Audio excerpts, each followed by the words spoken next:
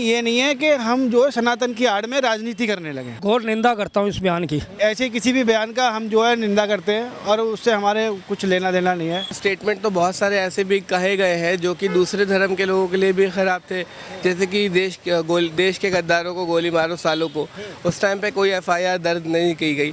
जिस लेडीज़ ने राजस्थान में बोला है, जब उनके पक्ष के लोग नारे लगा रहे थे भारत माता की जय, उन्हें भारत माता की जय मत बोलो, उन्होंने बोलो कांग्रेस की जय। जैसे बीजेपी जो करती है सनातन का राजनीतिकरण करती है। 2024 लोकसभा इलेक्शन जिसको लेकर देश का माहौल एकदम गर्म है और इसी चुनावी माहौल में तमाम नेता जो हैं वो अपने बेतुके बयान देते हैं। डीएमके के नेता ने एक बयान दिया है सनातन धर्म को लेकर कि सनातन धर्म एक बीमारी है, इसको मिटा देना चाहिए।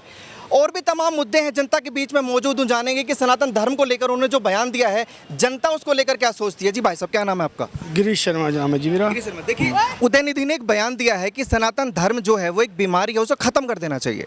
क्या लगता है? देखिए, उदयनिधि जो भी आपके नेता हैं जिन्होंने सनातन के खिलाफ बयान दिया है, सनातन ना कभी एक किसी व्यक्ति के कहने से ख़त्म हो सकता।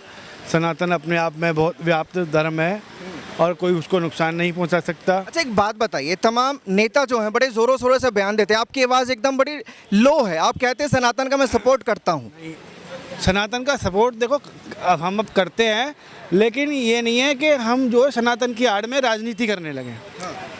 ठीक है, उन्होंने जो बयान दिया उसकी निंदा होनी चाहिए कि भाई वो उन्होंने एक धर्म विशेष के खिलाफ बयान दिया है। ऐसे किसी भी बयान का हम जो है निंदा करते हैं और उससे हमारे कुछ लेना देना नहीं है।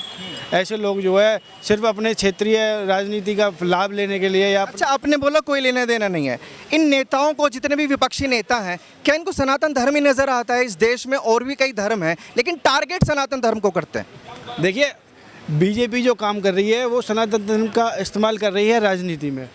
तो जब राजनीति में कैसे का इस्तेमाल होने लगेगा तो लोगों को जो है कहीं ना कहीं अपने आप को नफ़रत का शिकार मानेंगे, और जब नफ़रत का शिकार होता है तो देखो देश चलाना काफ़ी मुश्किल हो जाता है। अच्छा अंकल जी बड़े मुस्कुरा रहे हैं, कह रहे हैं कि राजनीति हो रही है, जो बयान दिया है उदयनिधि ने वो राजनीति से नहीं जोड़ना चाहिए। क्या लग रहा है? मेरे को तो हंसी से मुस्कुरा इसलिए आ रही है, कहते हैं मैं किसी में नहीं हूँ, उसमें मैंने फिर भी नाम ले दिया इन्होंने। हाँ।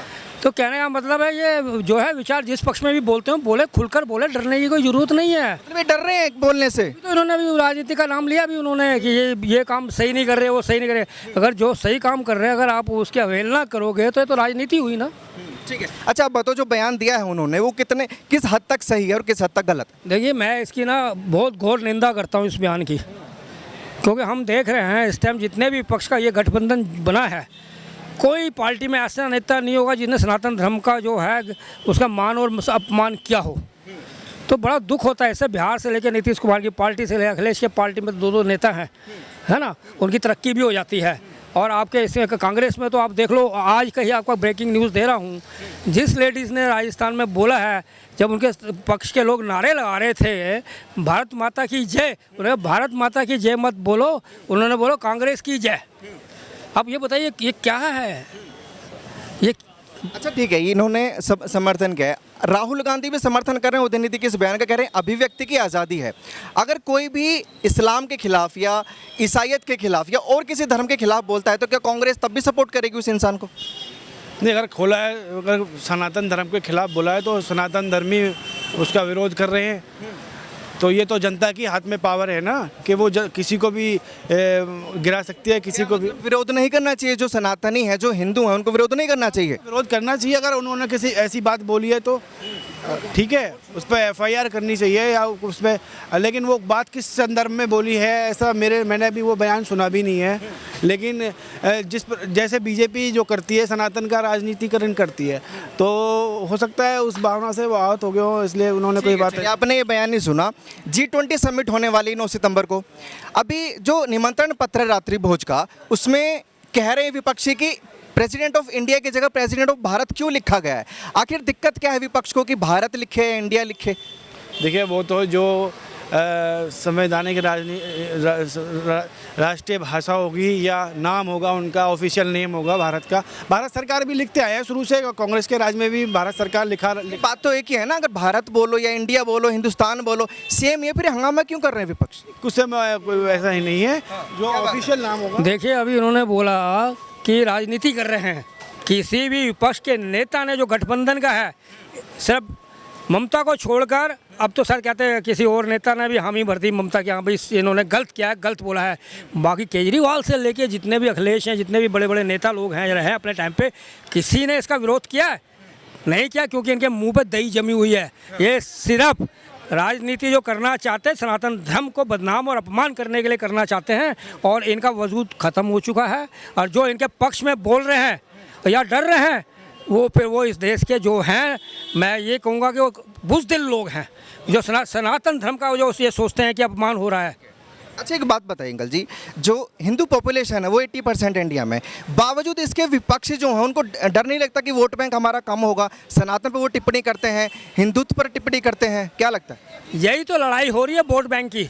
किसी सिख, मुस्लिम और किसी समुदाय के बारे में जरा बोल के दिखाए ना, टिप्पणी करके दिखाए। कोई भी नेता का पार्टी का अगर हिम्मत है तो आओ, परिवारवाद पर नहीं ये करेंगे। ये तो सिर्फ ये चाहते हैं किसी तरह मोदी सरकार को हटाना है और हमको एक होना है। ठग बंधन गठबंधन भ्रष्टाचारी लोग इकट्ठे हो रहे हैं। ये पूरी जनता आज पूरी जनता जानती है, पर जिनके आंखों में पर्दा बंधा हुआ है धराष्ट्र की तरह, जो कुंती की तरह पर्दा बांध के बैठे हुए हैं, वो लोग नहीं चाहेंगे कि मोदी सरकार आए और मोदी के अच्छे काम की सराहना की जाए। और मोदी के कार्य टाइम पे जो कार्य 9 वर्ष में हुए हैं, आज देश में का नाम और मान समान विश्व में गूंज रहा है, वो उनको पसंद नहीं है। मैं ये कहना चाहता हूँ, अरे आंखें खोलो, अपनी देश की इज्जत, भारतवर्ष की इज्जत, भारत नाम रखा है तो हमारे जो संस्कार थे पुराने वो वापस आ रहे हैं। हमारे आगे आने वाले भविष्य संस्कार के बारे में मालूम चलेगा कि भारतवर्ष कैसे और कैसे नाम पड़ा था।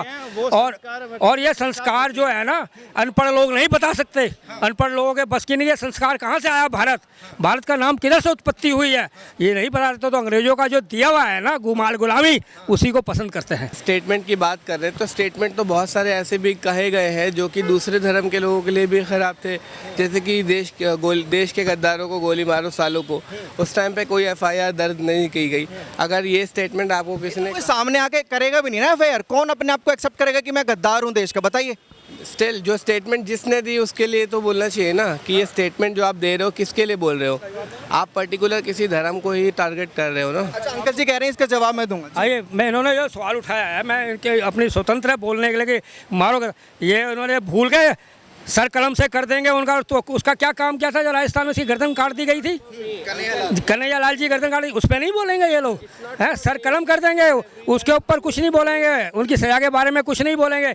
मैं कहना चाहता हूँ, बड़े बड़े मैं साफ नाम ले रहा हूँ, जो इस पक्ष के जो पक्ष में तर्क बोलते हैं, वो लोग इस भारतवर्ष के नहीं हो सकते, क्योंकि उनको दूसरों की बुराई दिखाई देती है, अपनी नहीं दिखाई देती है। क्या ये सही था सर कलम करने का जो इन्होंने नारा लगाया था?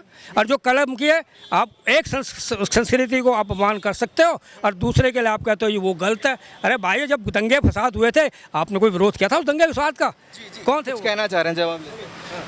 रही बात संस्कृति की, भारत की हर एक संस्कृति का समान अधिकार है और हर किसी के पास अपना एक अधिकार है। तो हम किसी भी संस्कृति का अपमान नहीं बर्दाश्त कर सकते, चाहे वो सनातन हो, चाहे वो पारसी हो, चाहे वो जैन हो, चाहे वो बुद्ध। विरोध करना चाहिए ना आपको, जो उदयनिधि ने बोला आप उसका विरोध नहीं कर रहे हैं सर। आपके इस स्टेटमेंट का जवाब दे रहा हूँ कि अगर आप इस टाइम पे अगर पुलिस वालों को या जिसको भी, जो भी पार्टी है, रूरल पार्टी चाहे अपोजिट पार्टी है, वो अगर इस चीज़ का विरोध कर रही हैं तो उनको उस चीज़ का भी करना चाहिए। जब ये स्टेटमेंट दिया जा रहा था तो उस चीज़ से भी बोलना चाहिए ना। मतलब एक पार्टिकुलर टॉपिक होना चाहिए कि अगर बीजेपी है तो सनातन के खिलाफ उसको बोलना चाहिए, अगर अपोजिशन है तो उसको। जी देखिए, इन्होंने अभी जो बात बोली है ना, मैं कहता हूँ ठीक है, पर्सनल लेवल पे आप बोलिए, जो भी बोले, जिसके समर्थक हो उसकी समर्थन कीजिए। आप एक चीज़ ये बताइए, जो अभी वहाँ पर जो मुख्यमंत्री के लड़के ने जो अपशब्द सनातन धर्म के लिए बोले हैं, जो सनातन धर्म का जो अपमान किया है, उसके बारे में जितने पक्षी नेता कोई बोलने के लिए उठ के खड़ा क्यों नहीं हुआ? भाई ये गलत बोला है, इसका हम बहिष्कार करते हैं। पूछो इनसे, इन्होंने कोई बहिष्कार किया?